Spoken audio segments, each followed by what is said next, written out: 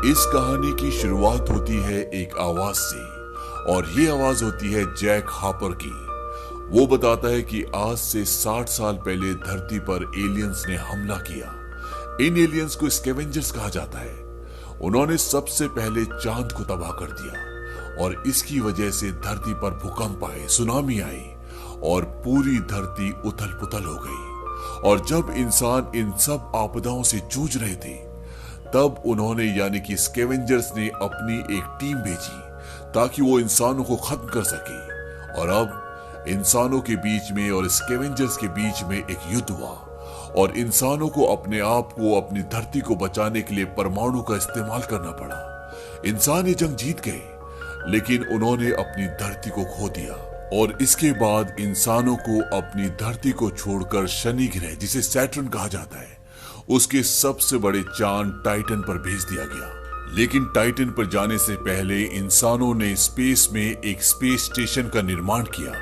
इसका नाम होता है टेट और ये इस पूरे मिशन को कंट्रोल करता है जो धरती पर अभी चल रहा है। धरती पर अभी सिर्फ 2 इंसान हैं, एक है जैक हार्पर और दूसरी विक्टोरिया, और ये यहाँ पर एक खास मकसद से हैं। दरअसल इंसानों ने समंदर के अंदर बहुत बड़े बड़े हाइड्रो रिग्स लगाए होते हैं जो समंदर के खारे पानी को फ्यूजन एनर्जी में बदलते हैं और इसी फ्यूजन एनर्जी से टाइटन पर बसे हुए लोगों का अस्तित्व बचा हुआ है, क्योंकि उन्हें जिंदा रहने के लिए जो वातावरण, जो चीजें चाहिए, जो एनर्जी चाहिए, वो उन्हें इन हाइड्रो रिग्स से मिलती है। वैसे तो इंसान एलियन से, जिन्हें स्कैवेंजर्स कहा जाता है, उनसे जंग जीत चुके हैं, लेकिन आज भी धरती पर बहुत सारे स्कैवेंजर्स छुपे हुए हैं और वो इन्फ्यूजन एनर्जी को बनाने वाले हाइड्रो रिग्स को बर्बाद करना चाहते हैं और इसीलिए विक्टोरिया और जैक हार्पर यहाँ पर होते हैं। दरअसल इंसानों ने स्कैवेंजर्स से लड़ने के लिए एक खास तरह के एडवांस टेक्नोलॉजी के ड्रोन्स बनाए होते हैं जो स्कैवेंजर्स को मारते हैं और समंदर में बड़े बड़े हाइड्रो रिग्स की रक्षा करते हैं। लेकिन जब इंसान इन ड्रोन्स को खराब कर देते हैं तो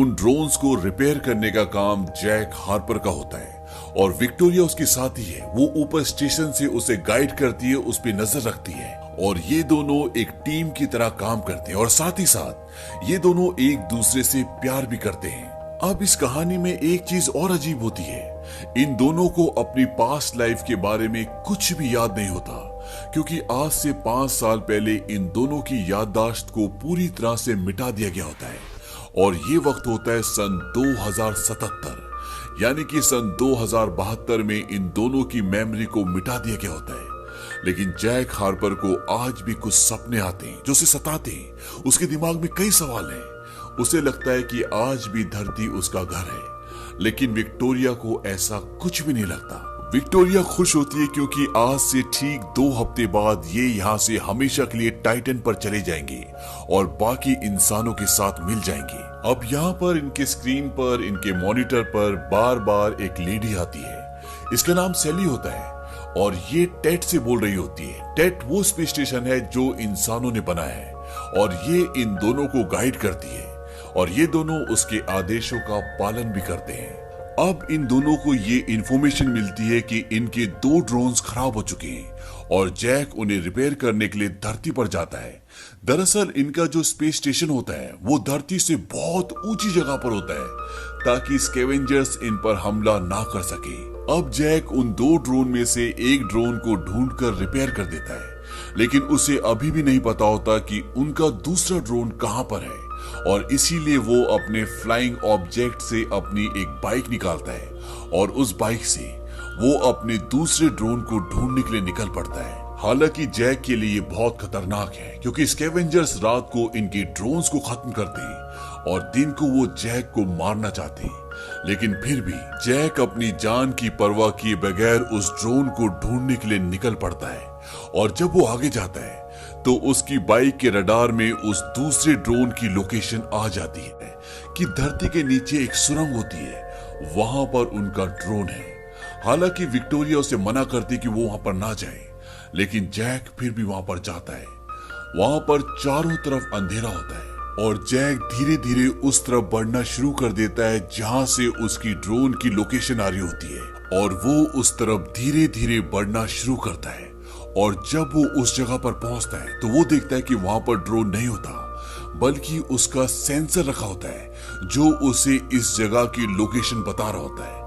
वो समझ जाता है कि ये एक ट्रैप है जो स्कैवेंजर्स ने उसके लिए बनाया है, और इससे पहले कि वो वहां से बाहर निकल पाता उसका पैर एक रस्सी में फंस जाता है और वो रस्सी उसे खींचना शुरू कर देती है। लेकिन जैक उस रस्सी पर गोली मारकर अपने आप को छुड़ा लेता है और वो जल्दी से उस तरफ जाता है जहां से आया होता है। और जब वो उस रस्सी से ऊपर जाता है जिस रस्सी से वो नीचे आया होता है, तभी कोई बाहर से रस्सी को काट देता है और जैक नीचे गिरता है। और यहाँ पर चारों तरफ स्कैवेंजर्स होते हैं। दरअसल स्कैवेंजर्स इसे मारना नहीं चाहते, अगर उसे मारना चाहते तो कब का मार देते। वो इसे जिंदा पकड़ना चाहते हैं। अब इससे पहले कि स्कैवेंजर्स इसे पकड़ते, वहां पर एक ड्रोन आ जाता है और वो ड्रोन वहां पर जितने भी स्कैवेंजर्स होते हैं सबको मार देता है और इस तरह से जैक की जान बच जाती है। अब वहां पर जैक को एक धार्मिक किताब भी मिलती है। जैक उसे उठाता है और इसके बाद वो उस जगह से बाहर आ जाता है। और जब वो बाहर आता है तो वो देखता है कि उसकी बाइक वहां पर नहीं होती। इस बात से जैक को गुस्सा आता है कि स्कैवेंजर्स उसकी बाइक ले गए। और इसके बाद जैक वापस अपने स्टेशन पर आ जाता है। आज जैक की जान जाते जाते बची है और साथ ही साथ उसने एक ड्रोन भी खोया है। अब रात को एक बहुत बड़ा ब्लास्ट होता है और ये ब्लास्ट होता है इनके हाइड्रो रिग्स पे, जो समंदर के ऊपर इनकी बहुत बड़ी मशीन है, और ये इनका एक बहुत बड़ा नुकसान होता है। जैक अपना फ्लाइंग ऑब्जेक्ट लेकर वहां पर जाता है और वो देखता है कि उनका हाइड्रो रिग्स पूरी तरह से तबाह हो चुका है और ये स्कैवेंजर्स ने किया होता है। और स्कैवेंजर्स ने इस ब्लास्ट को इन्हीं के ड्रोन से निकाले हुए एक फ्यूल सेल से किया होता है, क्योंकि इनके ड्रोन में जो फ्यूल सेल्स होते हैं वो बहुत स्ट्रॉन्ग है, बहुत पावरफुल है। अब जब जैक वहां पर पहुंचता है तो वो देखता है कि धरती से अंतरिक्ष में कुछ सिग्नल भी भेजे जा रहे होते हैं और ये काम स्कैवेंजर्स का होता है। और वो उस जगह जाता है जहां से ये सिग्नल भेजे जा रहे होते हैं। वहां पर कोई नहीं होता और वो उस कनेक्शन को काट देता है। और कनेक्शन काटने के बाद वो अपनी साथी विक्टोरिया को बोलता है कि मैं इस पूरी जगह का जायजा लेना चाहता हूँ, और वो रेडिएशन जोन की तरफ जाता है। विक्टोरिया उसे मना करती है। जैक उसे बोलता है कि तुम चिंता मत करो, मैं उस तरफ नहीं जाऊंगा। दरअसल यहाँ पर एक रेडिएशन जोन होता है और उस रेडिएशन जोन को इन्हें पार करना अलाउ नहीं होता। इनके मुताबिक अगर ये उस पार जाएंगे तो ये जल जाएंगे, और इसीलिए जैक ने कभी भी इस रेडिएशन जोन के बॉर्डर को पार नहीं किया होता। जैक विक्टोरिया से बोलता है कि मैं अब शायद तुमसे संपर्क से हट जाऊं, और वो उससे संपर्क से हट जाता है और वो वहीं पर एक सीक्रेट जगह पर जाता है जहां पर उसने घर बनाया होता है। और वहां पर उसने धरती पर मिली हुई काफी सारी चीजों को इकट्ठा किया होता है, क्योंकि जैक को आज भी लगता है कि धरती रहने लायक है और धरती उसका घर है, इसीलिए उसने ऐसा किया होता है। अब जैक जब उस जगह पर एंजॉय कर रहा होता है तभी उसे आसमान से एक फ्लाइंग ऑब्जेक्ट धरती पर उतरता हुआ नजर आता है और जैक जल्दी से अपने फ्लाइंग ऑब्जेक्ट पे बैठता है और उस तरफ जाता है और वो विक्टोरिया से भी बात करता है। वो कहता है कि मुझे आसमान से एक अनजानी चीज धरती पर उतरती हुई नजर आई और मैं उसी तरफ जा रहा हूँ। विक्टोरिया कहती कि ठीक है। तभी विक्टोरिया की स्क्रीन पर सैली आती है और सैली उसे बोलती कि तुम जल्दी ऑफलाइन जाने वाले हो और जैक को कहे कि वो वापस आ जाए। इस सारी सिचुएशन को ड्रोन संभाल लेंगे और विक्टोरिया जैक को ऐसे ही बोलती है, लेकिन जैक उसकी बात नहीं मानता। वो कहता है कि मैं साइट की सुरक्षा चाहता हूँ, इसीलिए मैं इसका निरीक्षण खुद करूंगा। और जैक उस जगह पर पहुंच जाता है और वो देखता है कि जो अनजानी वस्तु धरती पर उतरी है उसमें से बहुत सारे स्लीपिंग चैम्बर्स भी गिरे होते हैं और उन स्लीपिंग चैम्बर्स में इंसान होते हैं और वो ये देखकर हैरान होता है। तभी वहां पर ड्रोन्स आ जाते हैं और वो ड्रोन्स उन स्लीपिंग चैम्बर्स में जितने भी इंसान होते हैं उन सबको मारना शुरू कर देते हैं। और अब ये ड्रोन्स को कंट्रोल नहीं कर सकते क्योंकि सैली ऑफलाइन जा चुकी है और वो उससे बात नहीं कर सकते और सैली इन सभी ड्रोन्स को कंट्रोल करती है। लेकिन फिर भी जैक एक स्लीपिंग चैम्बर में लड़की को बचा लेता है और वो उसे अपने स्टेशन पर ले आता है। हालांकि विक्टोरिया नहीं चाहती कि वो उसे लेकर आए, लेकिन जैक फिर भी उसे ऊपर ले आता है और जब वो उसे ऊपर लेकर आते हैं तो वो उसका स्लीपिंग चैम्बर खोलते हैं और वो होश में आ जाती है। वो बहुत कमजोर होती है क्योंकि वो कई सालों से इस स्लीपिंग चैम्बर में सोई हुई है। वो बताती है कि मेरा नाम जूलिया है और वो विक्टोरिया को और जैक को बहुत हैरानी से देखती है। विक्टोरिया उसे बताती है कि तुम्हारी टीम में से अब कोई भी नहीं बचा, और वो उसे ये भी बताती है कि तुम पिछले 60 सालों से गहरी नींद में हो और इन 60 सालों में धरती पूरी तरह से बदल चुकी है। अब धरती पर कोई इंसान नहीं है, सबके सब टाइटन पर जा चुके हैं। वो उसे पूछते कि तुम्हारे साथ क्या हुआ था, लेकिन जूलिया उन्हें कुछ भी नहीं बताती। वो कहती कि सबसे पहले मुझे अपना फ्लाइट रिकॉर्डर चाहिए, और फ्लाइट रिकॉर्डर अभी भी नीचे होता है जहां पर इनका क्रैश हुआ है, और रात को वहां जाना खतरे से खाली नहीं है क्योंकि स्कैवेंजर्स रात को ही घूमते हैं, इसीलिए रात को वहां पर नहीं जा सकते। अब जब विक्टोरिया और जैक अकेले होते हैं, जैक विक्टोरिया से पूछता है क्या तुम्हें मिशन से पहले का कुछ भी याद है, क्योंकि इनकी मेमोरी को वाइप यानी कि मिटा दिया गया होता है। विक्टोरिया बोलती कि हमारा काम है याद ना करना, और वो जैक को ये भी बोलती कि हमें नहीं पता कि ये कौन है या क्या है, और इसके बाद विक्टोरिया वहां से चली जाती है। विक्टोरिया के जाने के बाद जैक जूलिया के पास जाता है। जूलिया जैक से पूछती कि अब क्या होगा। जैक उसे बताता है कि सुबह टेट ऑनलाइन हो जाएगा, उसके बाद वहां से कोई आएगा और तुम्हें यहां से ले जाएगा। जूलिया पूछती है टेट से, जैक बोलता है कि हाँ। जूलिया से बोलती कि मुझे अपना फ्लाइट रिकॉर्डर चाहिए। हालांकि जैक नहीं जाना चाहता, लेकिन जूलिया उसे मना लेती है और विक्टोरिया की इजाजत के बिना ये दोनों वहां पर चले जाते हैं। और जब भी वहां पर जाते हैं तो इन्हें इनका फ्लाइट रिकॉर्डर मिल जाता है, लेकिन तभी वहां पर स्कैवेंजर्स आ जाते हैं और वो जैक को बेहोश कर देते हैं, और अब जैक उनके कब्जे में है। और जब सुबह जैक की आंखें खुलती है तो वो देखता है कि उसे एक स्पॉटलाइट पर बिठा रखा होता है और उसके सामने अंधेरे में कोई बैठा होता है, और तभी वहां से आवाज आती है, मैं तुम्हें काफी समय से देखता रहा हूं, तुम हमेशा उत्सुक रहे हो, तुम क्या जानने की कोशिश कर रहे हो जैक। जैक कहता है कि मेरी यादों को मिटा दिया गया है, तुम मुझसे कुछ भी नहीं जान पाओगे। वो आवाज कहती कि मैं जानता हूं कि तुम्हारी यादों को मिटा दिया गया है, तुम्हारी बेशकीमती यादें, क्योंकि कहीं वो गलत हाथों में न लग जाए, इसीलिए। वो आवाज उसे कहती क्या तुमने कभी स्कैवेंजर्स को देखा है। जैक इस बात का कोई जवाब नहीं देता, और तभी वो आदमी कहता है लाइट्स, और वहां पर लाइट चल जाती है और वहां पर चारों तरफ इंसान होते हैं। जैक ये देखकर हैरान हो जाता है, और वो आदमी जो उसके सामने बैठा होता है वो स्कैवेंजर्स यानी कि इंसानों का लीडर होता है। वो कहता है कि जैक, हम एलियंस नहीं हैं, हम इंसान हैं, और जिन ड्रोन्स को तुम रिपेयर करते हो वो इंसानों को मारने के लिए बनाए। तुमने देखा उन स्लीपिंग चैम्बर्स में जो लोग थे, उन ड्रोन्स ने उनके साथ क्या किया। और इसके बाद मैल्कॉम जो कि इंसानों का लीडर है, वो उसे एक ड्रोन के पास ले जाता है, और वो जैक को बोलता है कि हमारे पास एक न्यूक्लियर बॉम्ब है और एक ड्रोन भी है, लेकिन इस ड्रोन को हम एक्सेस नहीं कर सकते क्योंकि ये ड्रोन हमें नहीं जानता, लेकिन तुम्हें जानता है, और हम चाहते हैं कि तुम इस ड्रोन को यहाँ से सीधा टेट तक भेजो। दरअसल इनका प्लान ये होता है कि ये इस ड्रोन के अंदर एक न्यूक्लियर बॉम्ब रखेंगे, और ये ड्रोन न्यूक्लियर बॉम्ब को टेट स्पेस स्टेशन तक ले जाएगा और उसे ब्लास्ट कर देगा। जैक बोलता है कि वहां पर भी इंसान ही है, और जैक ड्रोन को प्रोग्राम करने के लिए मना कर देता है। तभी इन्हीं में से एक आदमी जैक को गोली मार देता है, लेकिन उसके पास इतना स्ट्रॉन्ग सूट होता है कि उसे कुछ नहीं होता। और अब यहाँ पर ड्रोन्स आ चुके हैं क्योंकि उन्हें जैक के डीएनए से यहाँ का रास्ता पता चल चुका होता है। ड्रोन्स बाहर होते हैं और ये लोग उन ड्रोन्स को गिराने के लिए, उन्हें मारने के लिए बाहर चले जाते हैं, और मैल्कम जैक और जूलिया को दूसरे रास्ते से बाहर ले जाता है। और वो जैक को बोलता है तुम रेडिएशन वाले जोन में क्यों नहीं जाते, मैं वहां जा चुका हूं, तुम्हें सच वहीं मिलेगा। वहां बाहर जैक की वो बाइक भी होती है जो एक बार गायब हो चुकी होती है, और मैल्कम उन दोनों को वो बाइक दे देता है, और जैक और जूलिया उस बाइक से वहां से निकल जाते हैं। लेकिन बाइक से कुछ देर सफर करने के बाद उनकी बाइक की बैटरी डाउन हो जाती है और उन्हें वहां से पैदल जाना पड़ता है। अब वहां पर एक एम्पायर स्टेट बिल्डिंग होती है, और जैक और जूलिया उस बिल्डिंग के अंदर चले जाते हैं। अब तक विक्टोरिया को भी ये पता चल जाता है कि जैक सही सलामत है, और वो उसके फ्लाइंग ऑब्जेक्ट को उसकी तरफ भेज देती है। यहाँ पर जैक जूलिया से पूछता है कि तुम कौन हो, तुम उस फ्लाइंग ऑब्जेक्ट जिसका नाम ओडिसी है जो क्रैश हुआ था उस पर क्या कर रही थी। जूलिया जैक को बताती है कि ये टाइटन पर जाने वाली रिसर्च फ्लाइट थी, और ये मेरी पहली फ्लाइट थी, लेकिन लॉन्च होने से 6 हफ्ते पहले हमें स्कैनर पर एक एलियन शिप यानी कि एलियन ऑब्जेक्ट नजर आया, और हम सबको डेल्टा स्लीप में डाल दिया गया, और तुम भी हमारे साथ उस मिशन में थे।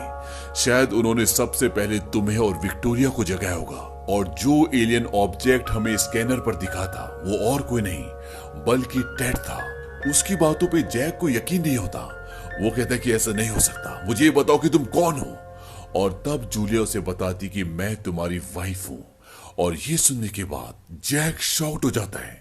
और तब जूलिया उसे बताती कि मुझे नहीं पता कि तुम्हें क्या हो गया, लेकिन अब तुम वो नहीं हो जो पहले थे। और जूलिया उसे एक अंगूठी दिखाती है और ये वो अंगूठी होती है जो जैक ने कभी उसे दी थी।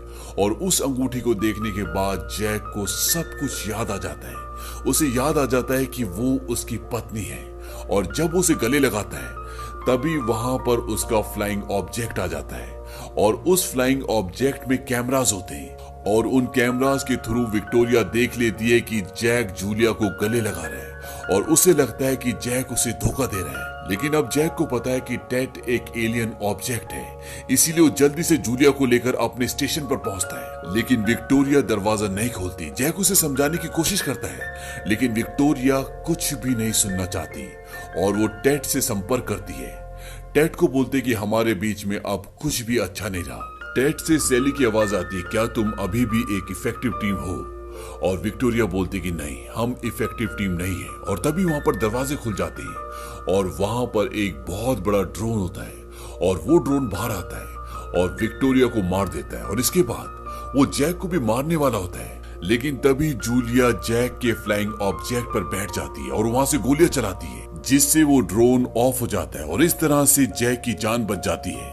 तभी मॉनिटर पर स्क्रीन पर सैली आती है और जैक उससे बोलता है कि तुमने क्या किया, तुमने विक्टोरिया को मार दिया। वो कहती है कि कभी कभी हालात काबू से बाहर हो जाते हैं, हमारे पास तुम्हारे लिए एक नया मिशन है। तुम इस नई सर्वाइवर को जिसका नाम जूलिया है इसे लेकर ऊपर टेड पर आ जाओ। लेकिन जैक वहां से जूलिया को लेकर अपने फ्लाइंग ऑब्जेक्ट पर निकल जाता है। और अब जैक का पीछा काफी सारे ड्रोन्स करते हैं क्योंकि वो उसे मारना चाहते हैं। लेकिन जैक भी उन पर हमला करता है और इसी मुठभेड़ में जैक रेडिएशन वाले इलाके में चला जाता है। ये दोनों के दोनों अब उस इलाके में हैं जहां पर ये आज से पहले कभी भी नहीं गए। अब ये पूरा एक रेगिस्तान होता है और वहां पर जैक ये देखता है कि एक आदमी एक ड्रोन को रिपेयर कर रहा होता है और वो भागता हुआ उसकी तरफ जाता है और उसे मना करता है। और तभी वो आदमी जैक के ऊपर गन तान देता है। और जब जैक उस आदमी की शक्ल देखता है तो वो पूरा स्तब्ध हो जाता है क्योंकि वो जैक का ही एक दूसरा रूप होता है, हुबहू जैक। ये दोनों के दोनों एक दूसरे को देखकर हैरान होते हैं और इन दोनों के बीच में लड़ाई होती है। और इसी लड़ाई के बीच एक गोली चल जाती है और वो गोली जूलिया को लग जाती है। लेकिन जो जैक होता है वो दूसरे यानी कि अपने क्लोन को किसी तरह से बेहोश कर देता है। और अब जैक को अगर जूलिया को बचाना है तो उसको मेडिकल किट किसी भी हालत में लानी होगी। और जैक देखता है कि वहां पर जो फ्लाइंग ऑब्जेक्ट होता है उसमें लिखा होता है टेक 52 और जैक का नंबर होता है टेक 49। जैक उस फ्लाइंग ऑब्जेक्ट पर बैठता है और कहता है मेरा नाम है जैक हार्बर, टेक 52। और वो एक्सेस कर जाता है और वो उस फ्लाइंग ऑब्जेक्ट पर बैठकर उनके स्टेशन पर जाता है। और जब वहां पर जाता है और मेडिकल किट लेकर वापस आ रहा होता है तो वहां पर उसको विक्टोरिया भी मिलती है। हालांकि इनके स्टेशन पर विक्टोरिया मर चुकी है लेकिन यहाँ पर एक और विक्टोरिया होती है। जैक उसे बोलता है तुम मेरे साथ नीचे क्यों नहीं चलती, लेकिन विक्टोरिया मना कर देती है। वो कहते कि ये रूल्स के खिलाफ है। और जैक वहां से मेडिकल किट लेकर वापस आ जाता है और वो जूलिया को अपनी वाइफ को उस मेडिकल किट से ठीक करके सीधा मेलकॉम के पास जाता है। मेलकॉम जो इंसानों का लीडर है और अब वो सारा सच जान चुका है। वो इंसानों का साथ देना चाहता है और जो ड्रोन उनके पास होता है जिसके अंदर न्यूक्लियर बॉम्ब होता है वो उसे प्रोग्राम करता है ताकि वो टेड तक जाए और टेड को पूरी तरह से निश्तो नाबूद कर दे। मेलकम यहाँ पर जैक को ये बताता है कि जब उन्होंने हमारे चांद को तबाह किया उस वक्त मैं यहीं पर था। ये सब मैंने अपनी आंखों से देखा। इसके बाद प्राकृतिक आपदाएं आई और सब इंसान यहाँ पर भूख से मर रहे थे।